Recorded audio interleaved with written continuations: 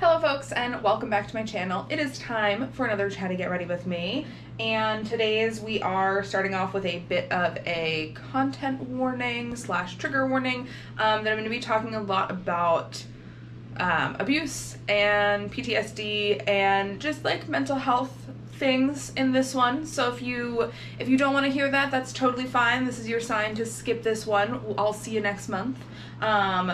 But yes, today's is going to be a little bit heavier. A happy video, but a heavier video. So what made me want to sit down and chat with y'all today is that I am getting ready to go to a show, a concert. Me going to a concert.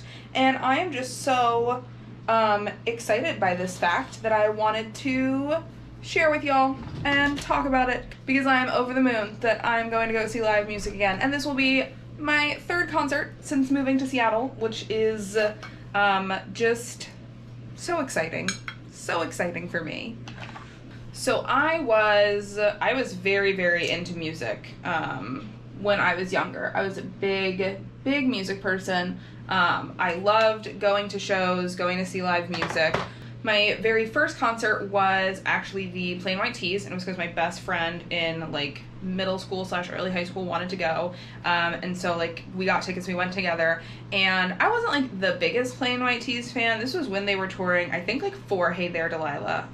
So I mean, like obviously I was very aware of their music at the time, but if it were up to me, it would not have been my choice for first concert, but I still had a great time at the show. And more importantly, I fell in love with like live music and seeing music performed live. And it was a really great experience. I really loved it. And it kickstarted like live music as a really big like hobby and thing that I enjoyed all throughout my like teens and especially like middle school and high school. Like I was at Warped Tour every single year.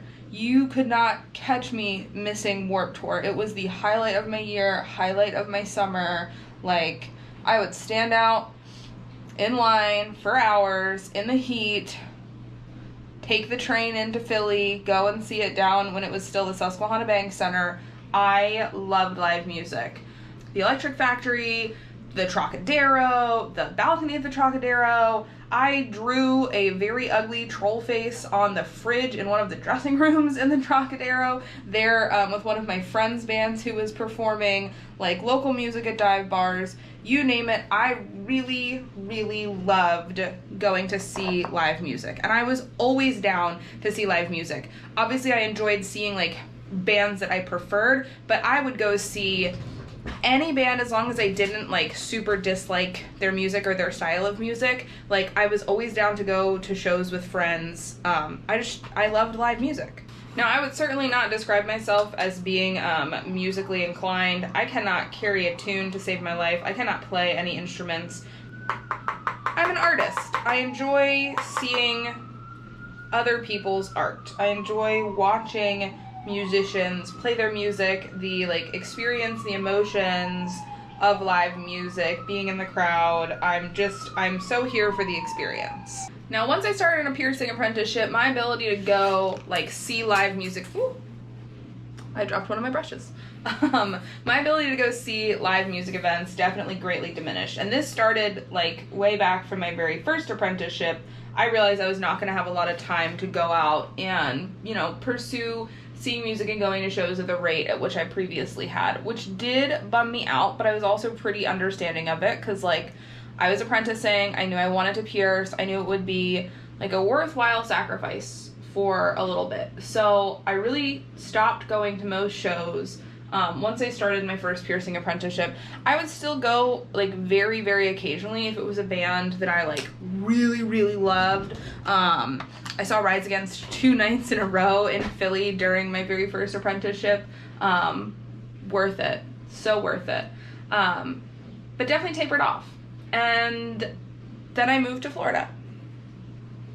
And for anyone who has been following me online for any length of time or seen any of my other content, we know that my apprenticeship in Florida was really, really abusive for a number of different reasons.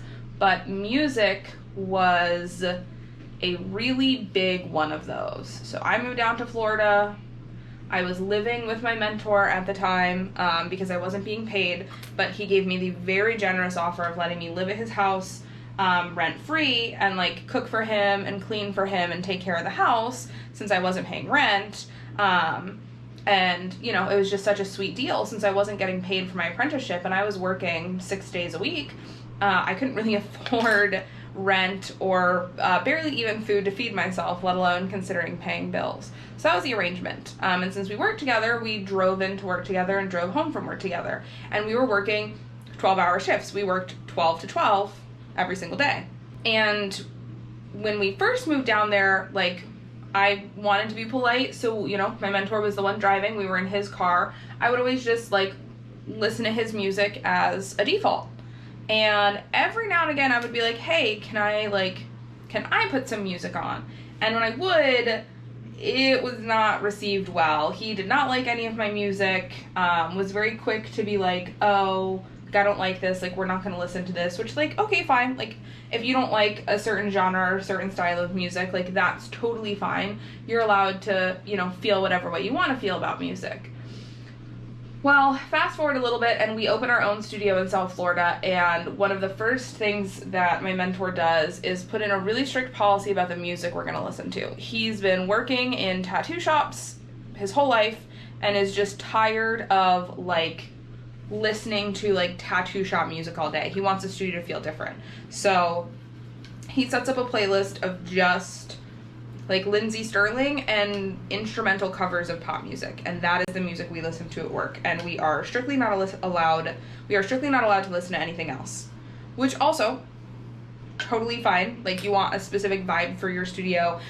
There's a lot of music I've heard play in tattoo studios I've worked at that I haven't loved listening to, that doesn't particularly feel like calming or relaxing for me if I'm anxious getting a piercing. So I get it, I do.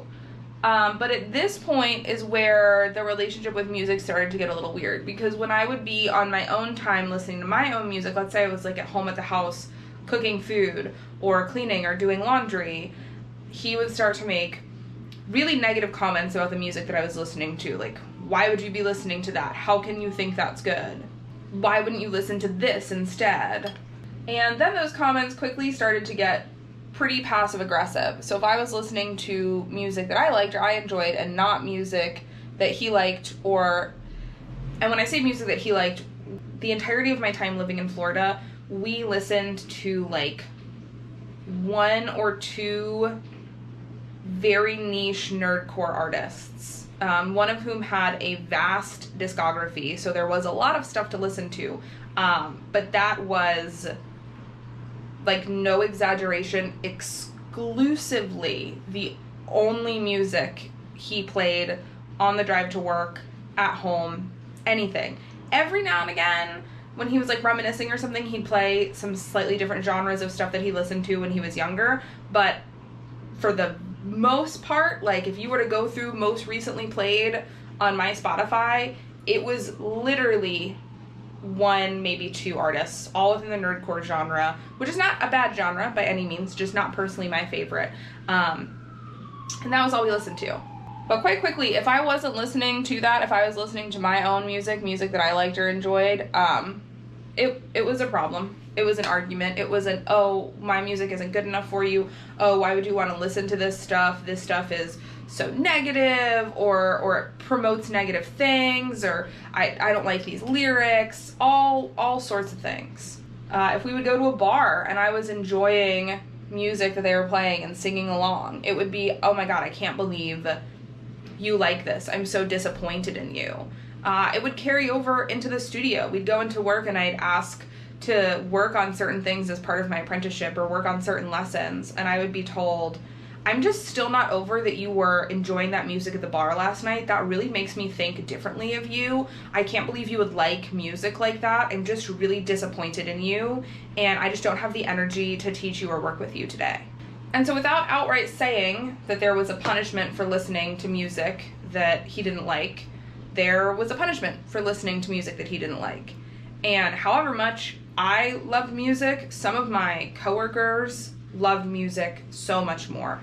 And I also watched the way he spoke about their music, and especially the treatment they got if they wanted to go to concerts. I mean, we're talking yelling, screaming, freaking out at the studio, calling them ungrateful and worthless for implying that they wanted to go to a concert sometime soon.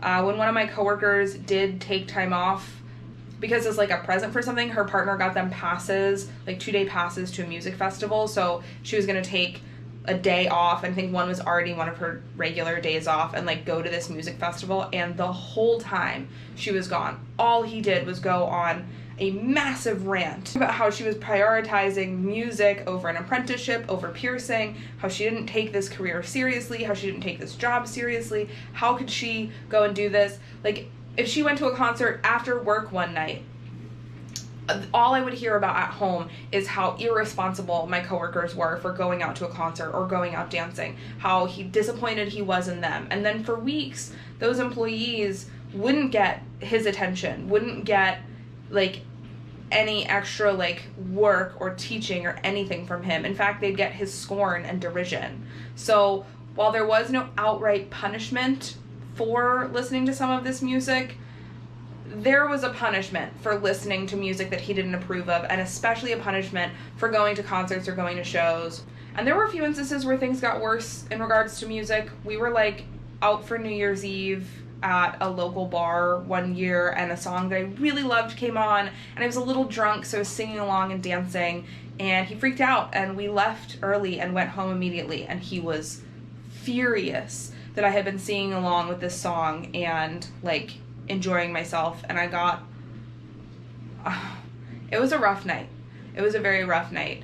And so it kind of got pushed into me that listening to music like this was a very forbidden thing, was something that I'm not allowed to do. And so I disconnected from music really heavily over the years. And by the time I had finally realized just how abusive the situation was and got myself out of it, music had become this strange foreign thing to me. I hadn't listened to new music or even old music that I liked in 5, almost 6 years. I hadn't been to see live music for 7 years, if not more. It just wasn't something that I was connected to. And when I say it wasn't something I was connected to, I didn't listen to music in the car. I didn't even listen to music like on airplanes. I would listen to like a podcast maybe, or more often than that, nothing. Anytime my coworkers at my new studios were like, oh, what do you want to listen to? I was like, I don't know, whatever you want to put on. It never even like occurred to me to listen to music anymore. So thoroughly had I repressed any experience of music because of what happened to me in Florida. And it was almost at a point where like I didn't really hear music for a while. Not in the sense that I like lost my hearing and couldn't physically hear it, but the way you tune out the dishwasher or the washing machine or the sound of a crowd in like a busy marketplace, it was just background noise. Even if it was a song that I really liked or enjoyed, my brain just like didn't register it as music. So thoroughly had I taught myself that it wasn't worth the risk of getting in trouble or getting punished or having it have an effect on my apprenticeship to listen to music. And this is something that I have spent literal years working on in therapy. My disconnect from music has been like a big part of my PTSD diagnosis. It's been something that I've worked on with 3 different therapists and lots of different like methods of therapy and training. And in like the last year and a half is when I've really made the most progress on this front. And the fact that I'm getting ready to go see live music tonight is so surreal to me. I mean, for so long, just the thought of even like verbalizing that I'm interested in attending a concert or going to see live music made me terrified because of the reaction I'd seen my coworkers get for doing that. My brain just fully was like, it doesn't matter that you're out of this situation. Like, if you ask to go to a concert or express the desire to go to the concert, you're gonna be punished. Like, my brain just associated that as like a dangerous desire, a dangerous behavior. So I didn't even let it be an option in my mind. And it took me so long to even, like, I don't know, like, think to reach for music. Like, nowadays when I'm home and I'm, like, cooking or cleaning, I will, like, put music on in the background, and it took me years to, like, remember that that was a thing that you could do. Like, my life in Florida was so silent and so devoid of music that I forgot that that's just a thing that you can do, that you can just listen to music while you walk to the grocery store, that you can just listen to music while you sweep and mop the apartment. It was a foreign concept to me. It was something my brain didn't even think to do, let alone go out and see live music. Like, Lynn in my apprenticeship wouldn't have dared dream. Like, there's no way. And this is gonna be my third concert since moving to Seattle. I got to see Yellowcard right when I moved here, which was, like, terrifying, and we went in and I, like, actually missed most of the opener because I needed to buy some drinks at the bar to, like, settle my nerves because I was so anxious. I literally, like, almost got overwhelmed and had a panic attack and left because I was so scared of, like, getting in trouble for going to a concert, even though I had all of my coworkers, like, full and complete support. My coworkers were like, oh my god, that's amazing, like, you should go see live music, like, this is great. I was terrified. I was literally, like, shit scared. And I did it, and I was like, oh my god, I went to a concert and, like, nothing bad happened, and I didn't get screamed at work, and I didn't get punished, and I'm, like, still allowed to, like, pierce clients and do a good job. Maybe I could do this again. So a few months back, I went and saw Fever Ray, and it was such an incredible show. And now I'm meeting up with a friend to just see, like, some local musicians play in a bar. And I'm not gonna lie, I'm still a little anxious, but it's gotten better with each event I've gone to, and I'm, like, now starting to get excited about the concept of seeing live music again and getting to go, like, see shows in person and experience live music. And I'm, like, remembering why I fell in love with live music in the first place, and just how incredible of an experience it is to be, like, out there in the crowd and feel the music in your chest and, like, see everyone having a good time and hear songs that you love live, and just everything about it is such a magical experience. It's such an immersive art form that is so unlike everything else, and I just love art. I love art in all of its forms, and music, especially live music, is a big one. And I wanted to sit down and talk about this because I know there are a lot of other folks out there struggling with PTSD and mental health stuff after abuse, and it can very much feel like it's never going to get better, or some of these things are never going to improve. And I know for a fact I felt that way about music for the longest. I had, like, basically given up on reconnecting with music for a while there. Lynn of, like, 2019 would have told you there was no point in trying to get me to go to music again because it just wasn't going to happen. And that's the thing with PTSD, is sometimes some of the things that trigger you or that are difficult for you are things that don't make sense to the average person. Like, I've made a ton of progress with music. I still can't, like, touch a video game or play a video game, and I still really struggle with TV shows and movies because of, like, treatment during my apprenticeship. It's a long road. It's not an easy road by any means. But I didn't share this to be like, woe is me. I shared this to share a little bit of hope for other folks out there who might be in a similar situation, especially other folks who dealt with abuse in their apprenticeships, because I know from talking to people, I'm not the only person who's dealt with a boss who is, like, weirdly, incredibly controlling and punitive about music that they listen to at work. But I wanted to share this as a reminder that there is hope, and that with time, with therapy, with effort, you can work on these things, and you can get to the place where, like me, I'm gonna go see live music again, and that feels surreal. So let this be, a little message of hope that recovery is out there, that you're gonna grow and improve and overcome some of these things and some of these hardships, and you're gonna get to the place where you want to listen to music again, where you let yourself go to concerts, where some of these things that were triggers or difficult for you for so long aren't anymore, and where you're just healing and thriving and improving and living life and doing the damn thing. So that's what I'm gonna do tonight. I'm gonna go to a concert. I'm gonna go listen to some live music, and I'm going to go do the damn thing that a couple years ago I never would have believed would have been possible for me.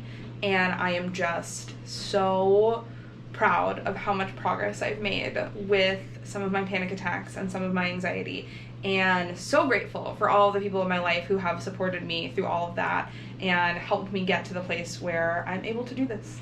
So thanks for sitting down and letting me get really vulnerable and talk about some like kind of difficult stuff. And if you are someone who struggles with things like this, I hope this video resonates for you and you find yourself in this same place one day eventually too. Conquering those triggers and doing the things that are scary and hard and falling back in love with things that you used to enjoy. All right, folks, have an awesome rest of your night, and I can't wait to sit down and chat again soon. Bye.